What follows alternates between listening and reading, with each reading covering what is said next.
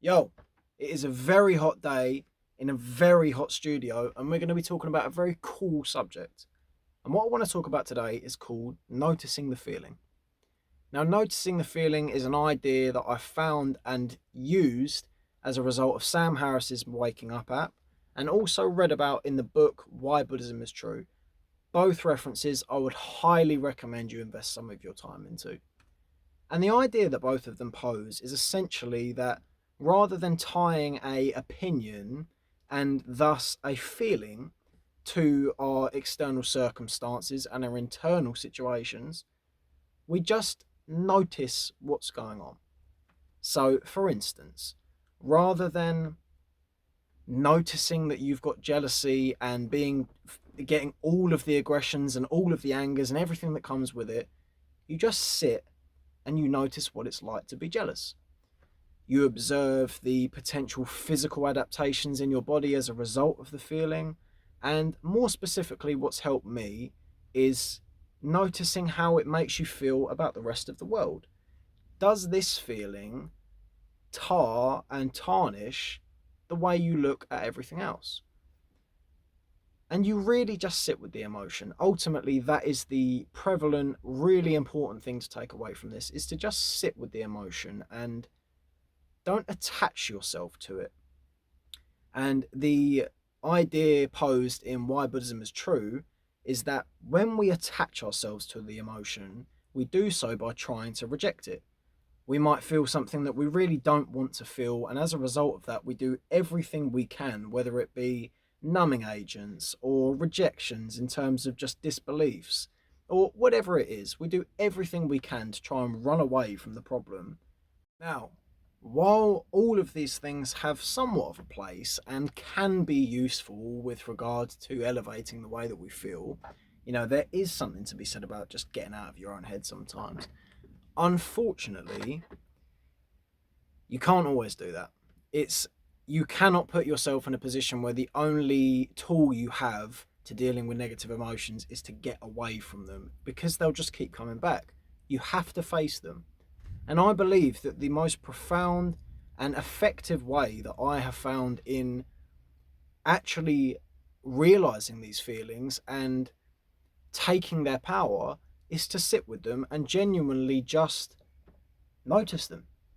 Now, I do just want to clear up that there is a difference between what I'm saying in noticing the emotion and sitting and wallowing in the emotion. These are two very different things, and they are very different in terms of their productivity as well. If you sit and wallow, you will feel worse. Do not do that. I do not recommend that. Sitting with the emotion is about understanding what it means to feel something and literally just observing that it is our choice to an extent of how we feel about something. Nothing is inherently good or bad until we choose to make it so. This is easier or harder dependent on the topic, but it is a premise in which Buddhism at large is built around, in the sense that we choose the way we feel. And to notice the emotion is a fantastic way of choosing how you want to feel about something. And I've found that me doing this has provided me with a lens in which I can look at something that previously hurt me, and I can look at it in a completely different way as a result of that. It's still the same input, it's the same experience that I am one week feeling terrible about and another week feeling brilliant about, but my influence has changed in the sense that I'm not letting my mind run away with the problem. I'm not worrying about what's going to happen. I'm not thinking one sad thought and letting it run away with itself. I'm just sitting and understanding what it means to feel the way that I'm feeling. And then asking myself whether I need to feel that way. Do I need to feel about this thing? Is this something that requires my feeling? Or should I just sit here and understand that right now I'm feeling this way until I don't? And I just wanted to add that in because I think it's integral that people do not go down the idea, or take away from this rather, that I'm suggesting you sit and just get sadder and sadder. I don't mean that by any means. Back to the video. And just really sit there, and however it is that you do it, Just think about the emotion. Just sit there and think. And I urge you to do this in a meditative environment if you're inclined, but it works on a day to day basis.